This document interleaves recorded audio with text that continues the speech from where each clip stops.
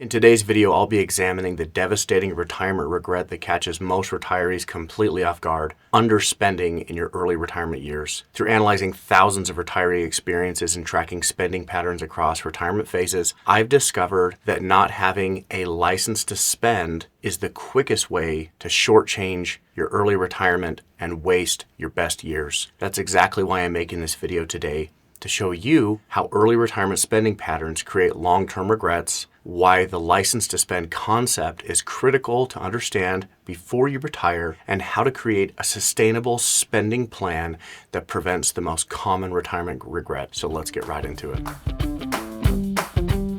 Over the last decade, when I meet with people who are on the doorstep of retirement, the most common concern that people have is they want to make sure that their retirement savings and income is going to last for the rest of their retirement. Often there's other concerns like taxes or how to pay for health insurance before age 65, but that primary concern makes sense. Nobody wants to be left in a situation where they don't have enough money to take care of themselves, or they're faced with having to depend on others.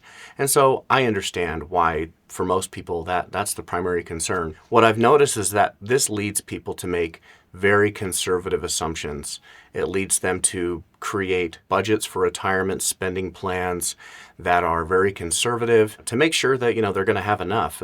Oftentimes I'll see people that will account for every possible spending thing that could happen in retirement just to make sure that whatever happens, they would have enough monthly income to cover their expenses.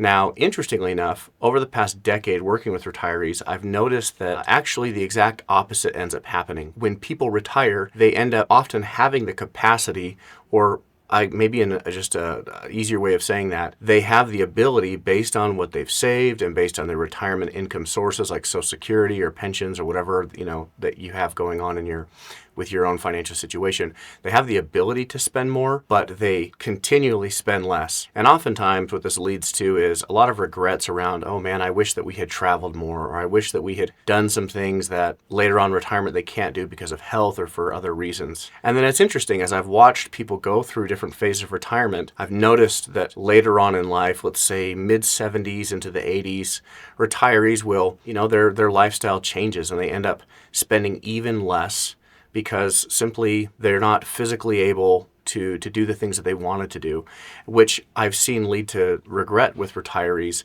wishing they had used some of their resources to do things earlier in retirement. So that's what this video is all about today, is to help you understand some key concepts around creating what I like to call a license to spend before you retire, to give yourself permission to use and enjoy the resources that you've worked so hard over your entire career to accumulate. So this idea of a license to spend, I didn't come up with it. It actually comes from some research from David Blanchett that was published in the Retirement Income Institute back in June of 2024. And just to summarize what this research was exploring, is it was looking at the spending behavior between retirees that had a large amount of their retirement income from guaranteed sources like pensions or Social Security, and those that had a greater percentage of their retirement spending and income coming from a portfolio. And what they found is that retirees that had guaranteed income sources, they felt more free to spend the money they were receiving, where retirees that had more of their income generated from a retirement portfolio, like from investment accounts or 401k accounts, they looked at those assets more of a savings account that they needed to preserve and not draw down as much, which would lead them to underspend. And in fact, the numbers come out that retirees that had more of their income from guaranteed sources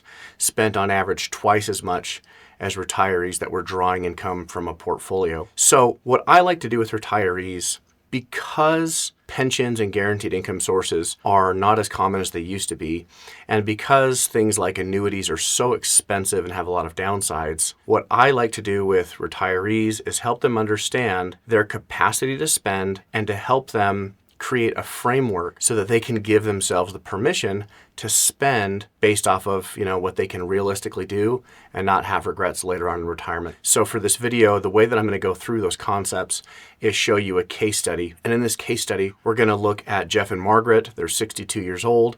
They've saved $1.5 million and they are ready to retire. Now they have some other income sources. They have Social Security benefits, and they also have a rental property that's generating a few $1,000s a month. So let's look at their spending. Let's look at their retirement plan, and let's explore how you create a license to spend to give you the permission to live the life and the retirement that you deserve. So let's jump right into the example. So on the screen in front of us, we're looking at a summary page of Jeff and Margaret's retirement plan. So here on the left, this is their total retirement savings balance that they have accumulated. They've saved about $1.5 million, and that's broken up between an IRA account as well as a brokerage account where they've been doing some extra savings for retirement. Now, with that portfolio and their other income sources, their sustainable long-term spending amount is actually $12,300 a month. Now, when first went over this with Jeff and Margaret, they were very surprised that this was much higher than they thought they would be able to spend. And frankly, looking at that number, they were reluctant to even consider spending that much. They just thought it would be completely unsustainable. If you're familiar with ideas like the 4% rule, automatically you're looking at this number and thinking, that does not seem like that's going to work out. How is that even possible? And so first thing is, let's look at the cash flow so you can see the breakdown of where the income sources are coming from to get a better idea of how this could actually work. So we're going to come into this page, look at the cash flows for their retirement plan. So on the graph here, we're going through time starting in 2025 all the way off into the future, and each of these colors represent a different source of monthly income. Now that total monthly income amount is $13,300. On the last page it was $12,300. That's because that is a net after-tax amount, and this is the pre-tax amount. So on the page you can see here, they have different income sources. This dark blue is rental income. This is Margaret's Social Security benefit in light blue. The yellow represents Jeff's Social Security benefit, and this purple represents taking money out of their portfolio. So all of that together, you can see here that with the total of $13,300, about $8,300 a month would be coming from the portfolio. And like I said, looking at the 4% rule, that's a high distribution rate. Now you can see that as we go through time, once we reach the point where Jeff turns 70 years old, 8 years into the future, the amount that's going to be drawn from the portfolio is a lot lower because more of that income, in fact, the majority of it, will be covered by their combined Social Security benefits as well as the rental income. And over time, although their portfolio is still there, it's not being spent down to zero. They reach a point later on in their retirement where they simply don't need to draw on their portfolio anymore. With this being the case, you'd say, okay, can you show us how this plan is sustainable? Is there any type of way that you can prove that this is a sustainable plan that we could rely on during bad markets, or what if, markets are just not as good? We don't want to be in a situation where we're depending on our kids to cover our expenses. So I'm going to come over here to this other tab. On the screen in front of us, what we're looking at is a historical analysis of this retirement income plan. So what this software seeks to do is to map their spending plan, as we looked at on the other screen, against 155 years of market data, going back to 1870 up to 2025, to see with different versions, different markets, and not just the orders, not just the years in order that they came by, but also mixing up the order of years to see and really stress test how this plan would have performed under different market environments. Really great, favorable market environments,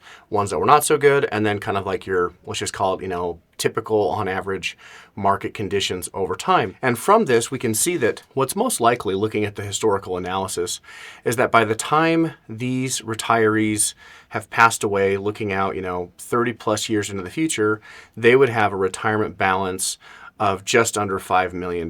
Now, what's interesting here is that they were taking distributions, or at least were showing that they could take distributions, have a monthly income of close to, of over $12,000 a month, and they'd be spending that for several years, even though that's a larger distribution than, maybe you've heard other people recommend. They're still able to preserve their portfolio over time, and this is money that could be passed on to, their heirs, that sort of thing. It also can open up the dialogue to looking at, well, is it possible actually that we could even increase our spending above this amount? Is there a way that we could do that? Now, before we talk about even spending more, let's talk about creating a license to spend.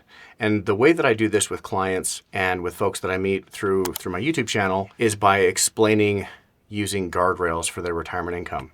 So let's flip over to another screen and see how that would work. Now, if you're not familiar with the idea of guardrails, essentially what a retirement spending guardrail is, it creates an upper and lower bound for your portfolio so that you know when you might need to slightly reduce your retirement spending to stay on track. And it also shows when your portfolio reaches certain levels to where you could realistically, responsibly increase your spending even above, your target amount, including inflation adjustments. So let's take a look at how that would apply in this retiree's situation. So over here on the left-hand side of the screen, this shows their retirement balance. So they're starting out with $1.5 million. And correspondingly, over on the right-hand side, you can see that we have a target gross before tax income of $13,300 a month. Now, the red and green above and below show how much the portfolio would need to drop by. So in this case, about 22%, down to about $1.1 million. And if their portfolio were to drop by that much, then what would be recommended is that they should decrease their spending by about 5%. Now, if markets recover and go back up, which is what typically happens after a market drop, that they come back up, then their spending could increase. Now, on the flip side, you can see here that because actually the spending plan is quite conservative, the target income amount that we're starting with, it would only take about a 5% increase in their portfolio for them to realistically and responsibly increase their monthly spending by $700 a month. Pretty impressive. So when we look at this, even though we're looking at a historical analysis giving us an idea of how their legacy portfolio would perform over time, I find it helpful sometimes to look at specific historical examples, some that are even in during the lifetime of the soon-to-be retiree, so they have an idea of how they can compare how bad things were in their own experience during that difficult economic environment, and they can see how their plan would have held up during that time. So usually what I like to do is look at what if somebody retired just before the great financial crisis. And what we can do is we can map down to that specific event in time to look at what would have happened with their plan using this guardrail approach. So here on the screen, what we're assuming is this retiree is retiring in late 2007, just before the markets really start to be impacted. Now on the screen here, the solid blue line indicates their income that they're actually getting. The light blue shows their planned income, what's that target income. And these dotted lines here, the green and the red, these show points in time where they would have hit an upper or lower guardrail, which would have required them or suggested to them to take a temporary decrease in their spending, or even take an increase in their spending. And finally, the blue and the yellow dotted lines show inflation increases and decreases in spending. So as we go along, you can see here that in March of 2009, their portfolio would have dropped to the point where their plan would have recommended a spending decrease. And in this case, about $300 a month. Now, as we go along, you can see now that they're getting some inflation adjustments, increases, and then finally, by June of 2014, they get another spending increase above inflation. And you can see that already at this time, actually going back to this first inflation adjustment, they're already just about back on track to their being back in line with their historical planned spending amount. Now the graph below, this shows actually what was happening with the portfolio. So you can see here the solid blue line represents their portfolio, and then we can see the upper and lower bounds of the guardrails in action. So as we go along, you can see that their portfolio is decreasing. Now, important to note, you see that their portfolio is decreased up to this point down to about $1 million. And the plan is not recommending up to this point that they actually take a decrease in income. That is because this retiree is spending more upfront in their retirement by design. This is something that can throw people off quite a bit when they retire, is that if your spending from your portfolio is front loaded because, for example, you're delaying Social Security for a number of years, and that's going to kind of pick up the slack later on, your portfolio by design is going to go down because you're spending more heavily from it. It's not as a result of necessarily the market doing poorly. And so the guardrails are adjusting over time with this plan, and it's here, in March of 2009 when it recommends a small decrease in their spending because they hit that lower guardrail. Now we go along, their portfolio is recovered, and as you remember, at this point here in 2011, they get an inflation adjustment upward, and then finally back in 2014, they're getting an extra spending increase, and then on into the future, another spending increase. So going through a specific historical analysis of a time frame that the retiree is familiar with is very helpful, kind of to put this all in perspective of like what you could realistically spend or how your retirement plan might need to be adjusted to stay on track over time. And usually when someone sees, hey, you know what, I could have retired even during, at the right of the doorstep of the great financial crisis, and my plan would have held up pretty well. I mean, one small decrease in spending that was after a couple of years was able to regain, plus cost of living adjustments, can bring a lot of confidence and give somebody, to use the term, give them a license to spend seeing how the guardrails work out can give them a license to spend and feel confident in their spending plan. Now, with this retiree, before we even created this baseline plan of what would be realistically possible, we went through an analysis of how much they thought they would need to spend in retirement, and they came up with a monthly budget of somewhere in the neighborhood of $6,000 to $7,000 a month, which would cover all of their basic living expenses, and they'd be able to kind of do most of what they, would like to do in a typical year. So maybe it seems kind of odd that we're looking at a plan that's starting out with a monthly income of $12,000 when the retiree really only needs $6,000 to $7,000. But this is my point. If you just start with creating a plan based off of your very conservative budget, you're probably leaving income on the table that you could spend, and you're not maybe appreciating just how strong your retirement plan is, and you'll end up significantly underspending and cutting yourself short during your years early in retirement when your health is at its best. So another component of creating a license to spend is creating a retirement paycheck from your portfolio. So I'm going to go into that now. When you retire, you're making a transition from where you've received a paycheck, if you've worked for a company for most of your life and you're used to being paid every single month or, twice a month, whatever the case is. And so I think it's very important and very helpful for that retirement transition to try and replicate that as much as possible. So with this retiree, their monthly realistic income that they could enjoy is $12,000 a month. They only need 6 or 7. So what I would do in this case is we would look at their income sources. So for example, they have their rental income that's coming in monthly, and they have their Social Security check. Now, we've planned that they could take about $8,000 from the portfolio, but they feel like, I don't know, I don't feel like we need that much. And so what I would encourage a retiree in this case to do is to set an amount slightly above, even a generous budget of what they think they would spend. So in their case, they think that, they could live comfortably off of $7,000 a month. So I would say, okay, let's set up a target monthly income of $8,000 or $9,000, still far below what they are able to spend, but it's also above what they, a generous budget of what they think they'll need. So this way we can see if we can get them used to spending more of what they have earned, what they have saved up, and see if they can kind of grow into their new retirement lifestyle with the extra income in a responsible way. And so what we would do is set up on a specific day of every month. They would get a direct deposit out of, whatever investment account it makes sense from a tax perspective.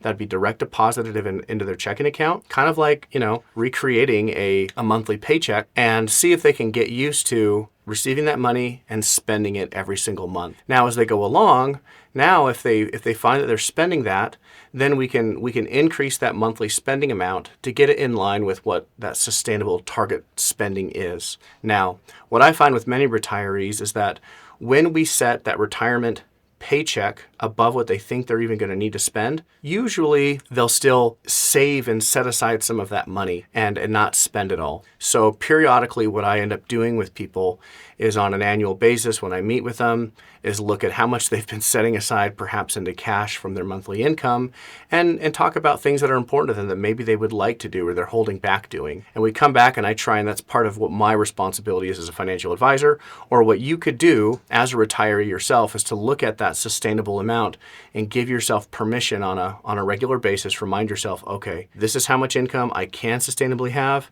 This is what I'm spending. Is there anything, and ask yourself, is there anything we're leaving off the table that we are not doing out of fear of running out of money?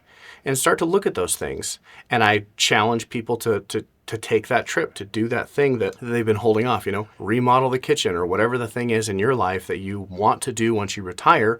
Try and encourage people to actually take the step and spend that. Now, as you go along, in this retiree's case, let's say we set their license to spend that retirement paycheck at $9,000 a month total. As they're going along, if you look at it, there's over $3,000 a month that they could have spent that they didn't spend. And so this is where having a license to spend is very powerful. As they go along, let's say they go an entire year and they haven't increased their spending at all. Well, what I like to say to clients is, hey, your retirement plan owes you $3,000 a month for the last year that you didn't spend it. So what this allows retirees to do is periodically to say, hey, you know what? There's a big purchase we want to make, or there's something fun that we'd like to do. Our retirement plan owes us $36,000. We can pull that out periodically and we can spend that on something that's important to us. So periodically revisiting your plan, using a guardrail approach, and giving yourself permission to spend what you have earned is what I find to be the best way to avoid the biggest regret that retirees face, which is getting on down the road and finding that now their health is not as good. They don't have the energy or the ability to do the things that they wish they had done when they were younger. And so this is a way that you can make sure, you know what, you're just getting the most out of your retirement and enjoying what you have earned. So now that you understand the retirement concept of creating a license to spend, you can make more informed decisions about your retirement spending to avoid the regrets that plague so many retirees. If you're looking for more help optimizing your retirement plan, book a call with me using the link in the description, and I'll help you create a personalized plan that aligns with your dream retirement, and I will see you in the next video.